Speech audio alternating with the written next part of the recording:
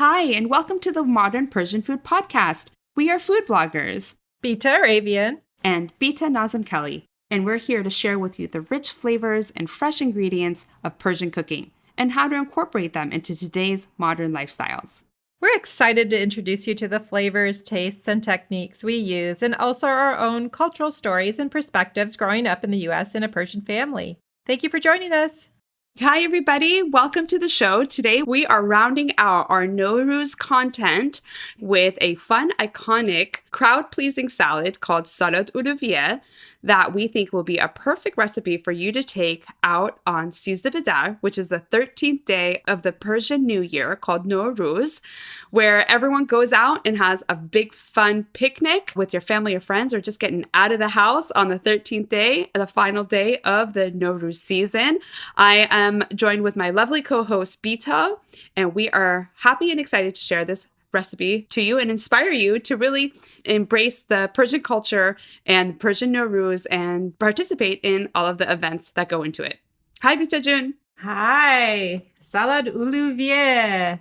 Yes, Salad Olivier. If anyone wants to learn a little bit more about Norooz or about Sizdeh Bedar in particular, last year's episode number 24 was the part 3 of our Norooz content where we talk about Sizdeh Bedar and some of the rituals that take place on that day and other fun foods to eat on that day. But Salad Olivier is such a crowd-pleasing dish. And when people think about Sizdeh Bedar, a lot of people think about the Salad Olivier that is brought and is shared and is super delicious. Bita, tell us a little bit about Salad Olivier. Sure. So in this episode, we're going to talk about specifically what is Persian Salad Olivier, and then we're going to break down an easy recipe, a couple of variations in the recipe, and we ultimately hope that you will feel empowered to make some for yourself for this last occasion of the new year or anytime. So Salad Olivier, not sure exactly which came first. However, there's a similar recipe in Russian culture, a Russian potato salad or Salad Olivier. In both the Russian and Persian Salad Olivier, there are many ingredients that are similar. They both have the potatoes, carrots, peas, pickles, and mayo. And some differences include in the Persian Salad Olivier, we do have egg and chicken typically. And in the Russian potato salad, I believe they often dice everything up kind of smaller, and they have diced ham instead of our chicken often. They sometimes also have onion and dill. So those are just some sort of differences in case you have heard of or tried Russian potato salad. Ours is a bit different. I love Persian potato salad. It is great for picnics, for potlucks, to make and share, or just to have as a side dish to your meal. Bita June, I know you have a really good recipe. Tell us about your Salad Olivier history and your recipe. Yeah, I would love to. So Salad Olivier is a cold potato and chicken salad. And the first time I actually made Salad Olivier, I got the recipe from one of my girlfriends. Her name is Shab. She's a great cook. She's great. Shabnam Mofacham. She's one of my besties and lives here in the Bay Area. And she gave me her family recipe. Now, her mom and her auntie are really great cooks too. And anytime they share any of their food with me, I'm always super excited because it's super delicious and flavorful and they're really great at it. So I was actually having a party and I got the recipe from her and I scratched it down on a piece of paper and I made it for the first time. And there's definitely a lot of chopping that goes into it. So she gave me a recipe. I'll go through the recipe really quickly in just a moment. But I do want to say that after making it that first time for a party that I was having, I saw that what a crowd-pleasing dish this is because everyone loved it. And now it has become like my go-to dish if I'm like having a picnic or like need something to take to a potluck or something where a dish where I can share with others and people like really love it. So you get all these ingredients and you chop them up and then you mix it all together in this mayo-based sauce. So the recipe itself is 4 chicken breasts, 5 big russet potatoes that are cooked, 1 jar of dill pickles, peas and carrots, 8 eggs, hard-boiled eggs, a medium-sized jar of mayo, salt and pepper, and a few lemons. And then you can have other things for garnish. But basically getting all of these ingredients, chopping them all up and mixing it with the mayo and the lemon juice and the salt and pepper And you get this like really delicious, unassuming salad that you can serve with bread or you can serve with like lettuce. It was just such a crowd pleaser that I love making this now. I think the biggest deterrent that I have of making this salad on a more regular occasion is there is a lot of chopping. So I remember actually that first year, and actually pretty much like every time I make it, like I'll be chopping so much that I always swear that I'm never going to make it again. And I'm just like chop, chop, chop, chop, chop, chop. And I'm like, I'm never doing this again. And I always end up doing it again. So it's one of those things that even though it definitely is labor intensive, it is something fun that you can share with others. And like I said, people like really enjoy eating it. But that's basically the extent of like how to make Salad Olivier. Thanks, Jude, and thanks, Shab, for your recipe. Yeah, I think that probably part of the reason you're right, that it's a crowd pleaser. People always love it. It's just so much better, if I may say, than American potato salad. So much more flavorful. I personally love it. And I think it has to do with the fact there's chicken in it. That's a surprise. And then the other surprise is the crunch of the pickles. Mm-hmm. My girls growing up, they didn't always care for it, but over the years, they've become Salad Olivier fans. They love pickles, and I sometimes add extra pickles. My recipe's slightly different in that I am always sort of making modifications so that we can enjoy more of it with maybe less mayo or, cut down on the fat a little bit. So sometimes the flavor will alter slightly because we'll use a little mustard and yogurt subbed in for mayo sometimes, and olive oil. If I am going to put mayo in my recipe, I kind of like the taste of Miracle Whip. It's sweeter. Oh, I haven't experimented with that. Or light Miracle Whip. So a traditional Salad Olivier, if you're Persian, you know what I mean. It's molded with so much mayo. It's almost like a frosting or a cake layer of mayo, and then it's often decorated in a really pretty way on the outside with carrots or tomatoes or olives. Yeah, you're right. Like the traditional version of it, there will be like after you make the potato salad, there's like a layer of mayo that makes it like basically a canvas for decoration. And you can cut a radish in a certain way to make it look like a flower or put like olives around it. So those are like very traditional ways to make it. Frankly, I don't do that. I basically will make the salad and then I'll put decoration with like fresh herbs around it or like slices of tomato on it or some olives, something a little bit more simple. And also like personally, I don't really like that additional layer of mayo. It kind of doesn't look as visually appealing to me when I see that. So I just go for simple. I just let the salad shine for itself and then just really accentuate that a little bit with like some herbs or a pop of color around it to make it look a little bit prettier. Likewise, I have to say though that some people love that traditional version. It's the Persian party food and they want all that mayo. I know my husband loves it that way. I'm with you. I don't personally love that much mayo on a daily basis, but one way to get around still being able to shape it or mold it is sometimes I will use like a measuring cup or an ice cream scoop even and just still get to sort of shape it and put the decor around it like you do, not necessarily on it like a cake. Yeah, I love how you decorate that. And then, you know, what the other thing about that is like automatic portion control. If you did kind of have like the scoop method, I think that would be really lovely on like a leaf of lettuce or like endive or something if you wanted to have it without bread. But a lot of times bread is served alongside it. You could have lavash, you can have pitas, you could have crackers, or even like little baguettes cut in slices. It's always really delicious with the bread and then a little like holder for it. I personally also love, I did this last year a bunch, is getting like the split top buns. If you think of like a lobster roll, and they look really beautiful. And then I basically make like a platter of those buns and put the Salad Olivier in it. And so then it's just like individually portioned and the bread is right there. And it's like you could just hold it in your hand and not have to even worry about having like a fork or anything with it. It's a great picnic food. I remember that image of yours with the sandwich buns.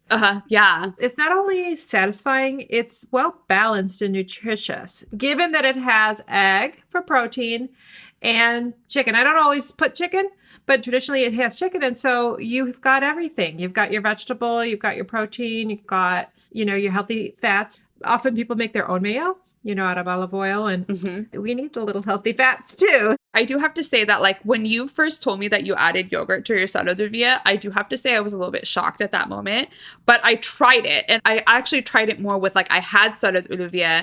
It was a little bit maybe on the more dry side and I added a few scoops of yogurt to it, and I couldn't even taste the yogurt. Really? Yeah. That's a little trick that we use in my nutritional coaching for many things that call for mayo is, just as long as you have flavor from something else. So if you wanted to make any kind of a dip that would traditionally have mayo or cream or sour cream, you can cheat with a little yogurt. But then I would also personally add something else for flavor like mustard or if you like vinegar, or half and half is a great way. Half mayo, half yogurt, so that it doesn't change the flavor too much. Those are my tips.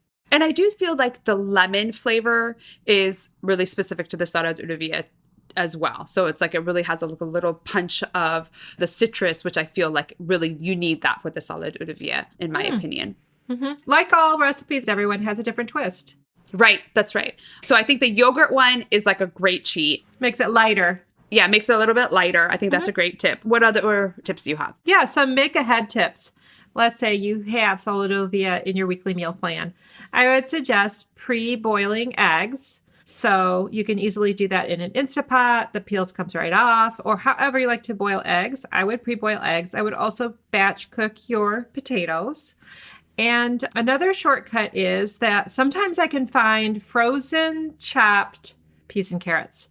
I don't have as easy a time finding that these days. Many years ago, I feel like they used to come packaged, the carrots pre-chopped and the little peas in a frozen bag. Yeah. I can't always find them anymore, but it is a huge time saver. You'd love it, BTJ, since you talked about too much chopping. Yeah. At the very least, you can get frozen peas. On that note, you may notice that sometimes when people make Salad Olivier, the peas aren't super green. They're kind of like dull green. And I love the bright green of the peas in the Salad Olivier. What is that? Why are they sometimes dull?